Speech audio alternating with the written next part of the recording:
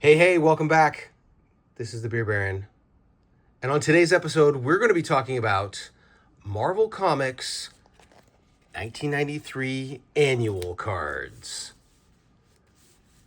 If you're not familiar with these, in 1993, 27 different annuals came polybagged, each with their own character. But it wasn't just a established character, they were all debuting characters.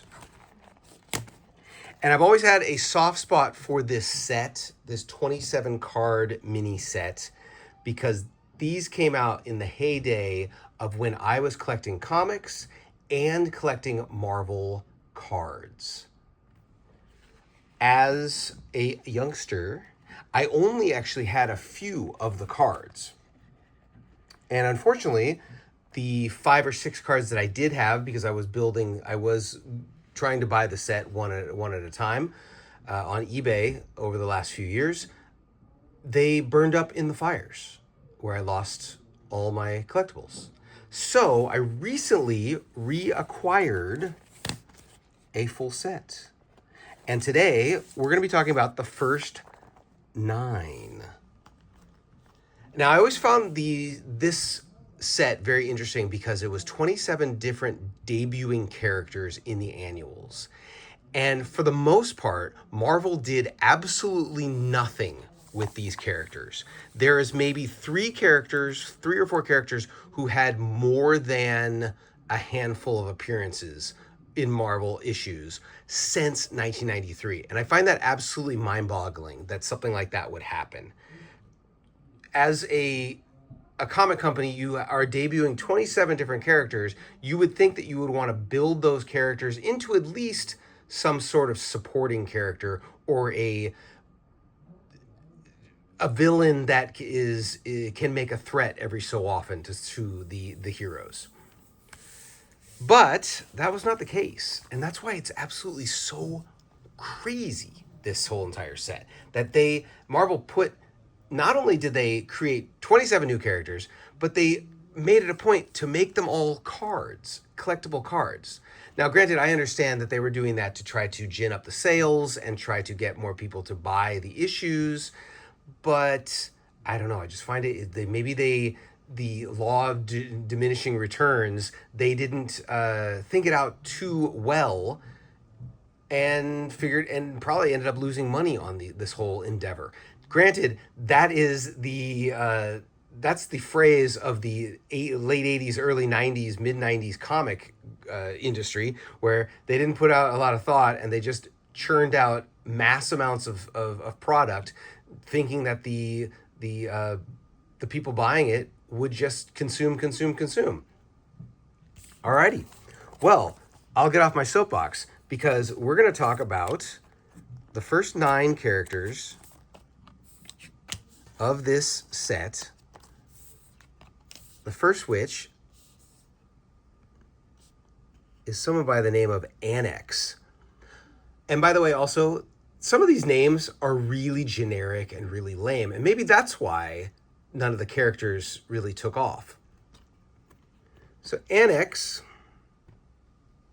as you can see it, we had issues. I think I figured out why this wonderful, expensive camera does not like to zoom in, or does not like to focus, actually. And I think we figured it out because we had stuff in the background the last episode. So, wait, it's a learning process. Annex, real name Alexander Ellis, 6'1", 300. All right, ding, ding, ding.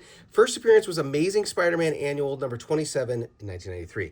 Now, you would think that Annex would go into Spider-Man's Gallery of Rogues, but apparently, well, this one actually, it looks like, from one of my notes, it looks like he had he was one of the more successful annual characters, as he showed up in 38 issues. Now, when I say 30, I took this list from Comic Vine, and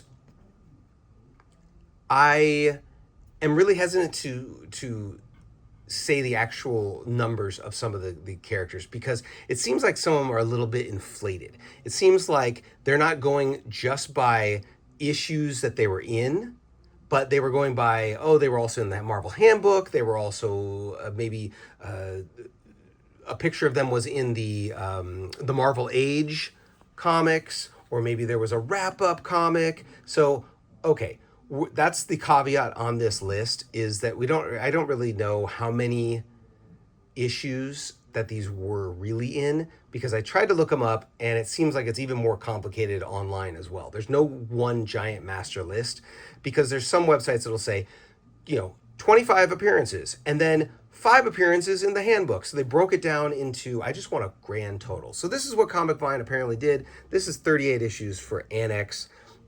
His profile, after losing a leg, Alex Ellis volunteered for a, can you see it? I think you can see it. There we go. For a program.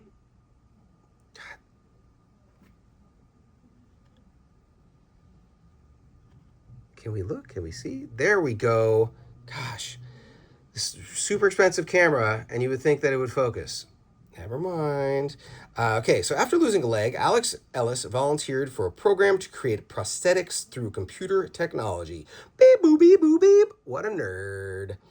Ellis now possesses the ability to increase his strength and create any weapon he requires as Annex, the Augmented Man. Generic, very generic feel to Mr. Annex. But granted, he has shown up 38 times, is what I said. Get ready for another one. Bantam. Oh boy. We have a boxing superhero. Oh, and by the way, also, so Annex is a supervillain. Bantam is a superhero. We're going to get one other type of character, a super being, but we will not see them for a little bit. Bantam. Roberto Velasquez, 5'5", 119. Basically a bantamweight. Get it? Haha. He is a boxer. That's his weight class. Captain America Annual number 12. So he showed it in Cap. You would think, all right, he's a superhero. He's a second tier guy, maybe probably a fourth tier hero. Not even a second tier, fourth tier. And he only showed up 13 times. Not bad. He had a bit of a respite between appearances, and then he came in. I think he was there during Civil War, and he's officially dead. But sorry to all you Bantam fans. Charged with superhuman powers to enhance his boxing skills. This is Mighty Mac. Contender Roberto Velasquez retired from the sport when he accidentally killed a man in the ring. Oh, thoughts and prayers. Calling himself the Battling Bantam, Velasquez took it upon himself to punish all who would prey on the innocent, and while trying to keep his simmering savagery in check. Keep it in check, brother. All right, so Bantam, very one-dimensional. Let's get to the third card. So I figure we're going to do 9 each episode. Sound good for you? Sound good for me. Darkling, a supervillain. He looks pretty sweet. He also looks like, what's the character from Silver Surfer that it's all dark? I don't remember what the name is. Okay. Not much thought put into his costume, but there you go. Darkling. Enrique Manuel Gallente. I hope I'm saying that last name right. 5'9", 155 from the New Warriors Annual number 3 from 1993. Born with fetal alcohol syndrome. Oh boy. Oh boy. Addict Enrique Gallente was also born with the mutant ability to harness the properties of the Dark Force dimension. I don't know what that is, and maybe there's a reason why we don't know. It's very vague. Now known as Darkling, or as the Darkling, he can teleport, create weapons out of inky nothingness, and use the Dark Force in myriad ways, making this demented man a grave danger. So, okay, is the Dark Force realm, because he's very dark, similar to, because there's a lot of teleporting, similar to Nightcrawler? ? Maybe. How many times did Darkling show up? Oh, by the way, also Darkling is now currently known as Asylum, which, if you wanted one generic name to the next, he has showed up in 10 appearances beside his annual debut. Changed his name to obviously Asylum and disappeared. Though Comic Vine also says, from the article, it says that he was there 10 appearances. If you click on his name, actually showed 11 times. Now, I don't know if that means he was actually in 11 comics or he was in only in a few, and then he showed up in the, like I said, the handbook for characters, and then also what they're doing, they're counting foreign editions as well. So Spanish, or I think I saw there was German issues for some of the characters. I don't know, it's very confusing. Number 4, Blood Wraith. He's a supervillain, obviously. Check out the name. Check out the sword. I think he's got something to do with the Avengers and Black Knight, I believe. Yes. All right, that's an interesting, well, they go to the same tailor, maybe. Maybe we spilled a big thing of ink on the table and we decided to create 2 different characters. Alrighty. Blood Wraith. Name, Sean Dolan. 5'11". I don't know why I said it like that. He's probably British or Scottish. 160 pounds. He's a lightweight as well. He and Bantam can have a fight. Avengers Annual number 22 from 1993, obviously. Once an innocent young squire to the Avengers Black Knight. Oh, there we go. So he is British. Okay. Sean Dolan had his life turned upside down when he retrieved the knight's ebony blade, instantly attired in a suit of magical dark armor and armed with an insidious blade that thirsts for the souls of the wicked. That's pretty sweet. I will say that. That's pretty sweet. Dolan, now Blood Wraith, embarked on a quest to feed his appetite for blood and power. Very straightforward. Very straightforward. Sounds pretty awesome, and it sounds like he would definitely be maybe a villain of the week, expanded out for Black Knight and for the Avengers. Maybe go back in time. I don't know. Is he in the present day? I have no clue. Blood Wraith, 24 appearances in Marvel Comics. Don't like him too much. He is dead. All right. That being said, we're on to the next. Numero 5, number 5. Sharon. Karen. Caron. How do you pronounce it? Because I always heard it was Sharon.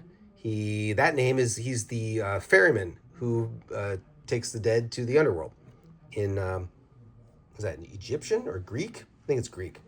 Egyptian. Get out of here with your nonsense. Look at this guy. Pretty sweet. Looks like he could be he's definitely a supervillain. Looks like he could be maybe like an underling for Apocalypse or something like that. I would say that, but he is not. He is, well, I don't know. Real name, Charlie Ronalds. 6 foot, 190. First appearance, X Factor. Annual number 8. What does that say? All right. So he could conceivably have ties to Apocalypse. I don't know. Growing up with a hatred of mutants, well, probably not. Because one killed his parents, Charlie Ronalds summoned a spirit to help him exact his revenge upon them. Ooh, so he's doing some magics. Transformed into the demonic Sharon, Caron, Charlie has embarked on a reign. I'm reading it from the screen, so it's very difficult for me sometimes. Has embarked on a reign of terror against X Factor using a diabolical gondola. No way! He's got the boat. All right, he's the skiff man, and blasts of hellfire to take these superhero souls to hell. All right, so you guys using hellfire. Why not Ghost Rider? All right, you can bring Ghost Rider in the mix with Sharon. I don't know. Why am I? I'm 1, 2, 3, 4. Did I jump one? I may have jumped one. Oh, I jumped one. Okay, my bad. Well, we're gonna finish up with Sharon. Duh. Sharon, 7 appearances, still around. All right, so he's number 6.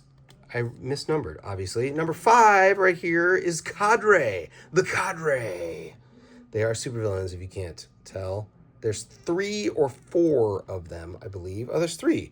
But I think think in the comics there's 4. All right, never mind. I'll just go with what I have here. Vortex, Dementia, and Shard. Look at these.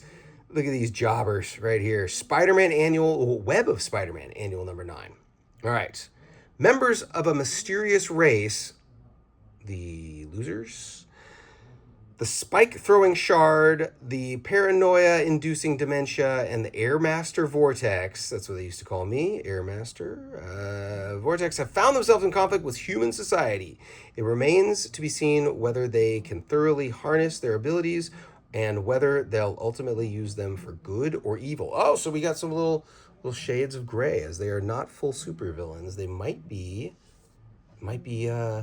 anti-heroes. I don't know, but they look very 1993. Look at that. Just we got spikes and gauntlets, and this guy looks like he stole the costume out of Morbius's cloakroom, and she looks kind of like Shriek in her outfit. And how many times have we seen Cadre? 8 appearances for the characters, including foreign editions. So, all right. But Shard, the man right here, obviously not Bishop's sister, Shard showed up in 10 issues. So, I don't know. You got me. I don't know where they're getting this from. We just saw Sharon. We are on to number 7. The Executioner. It's also very interesting as we've got 2 characters with X in their first name.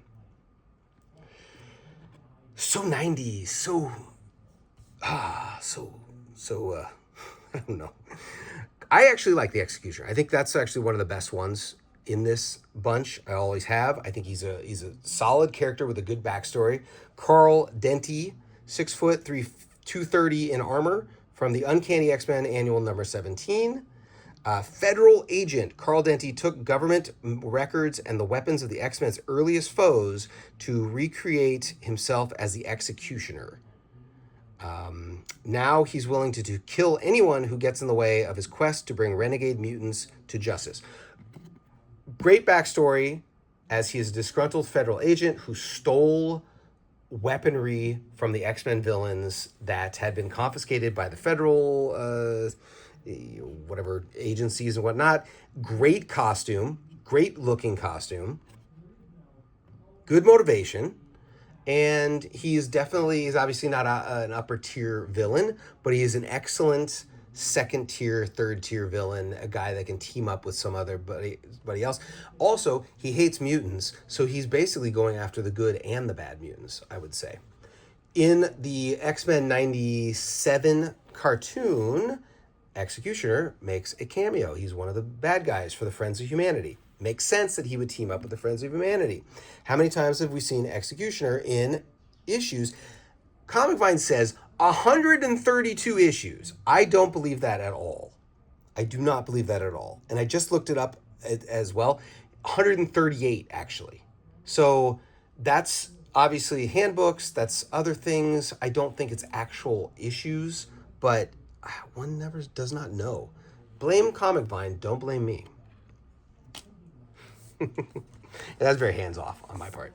Number 8. Wild Streak. Superhero. So, 90s with the metal bands and everything like that. Are they fake legs? Are they adamantium? No, not really. Wild Streak. Named Tamika Bodden. 5'9", 120. From the Fantastic Four, number 26 annual. Very cool. All right.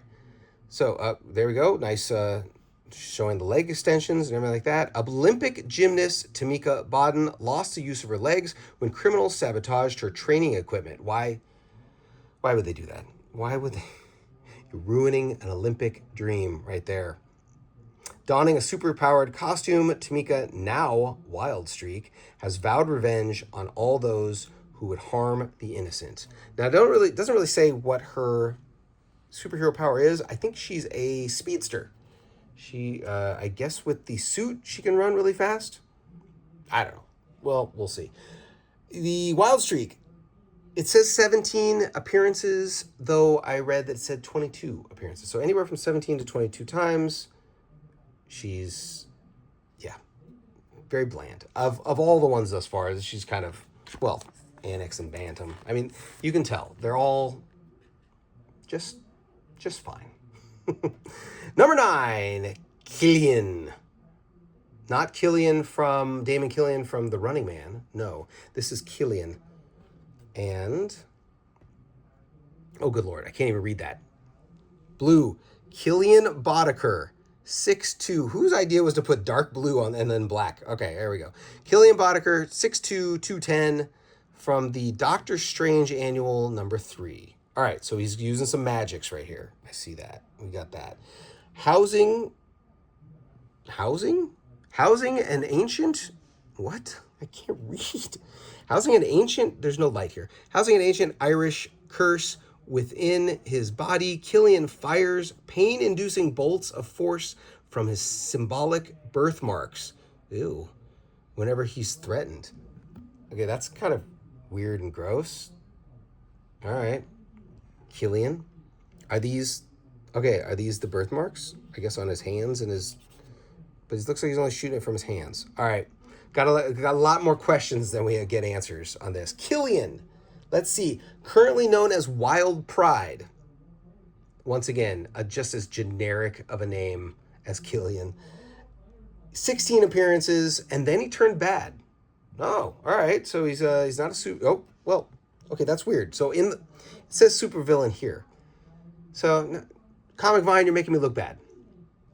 I just wrote it down. 16 or 17 appearances.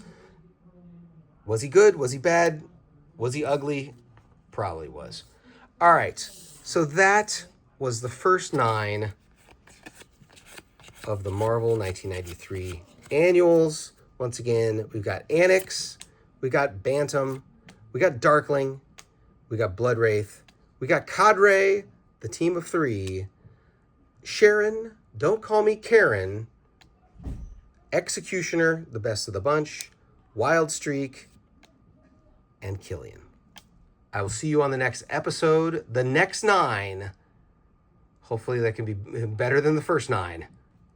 Peace.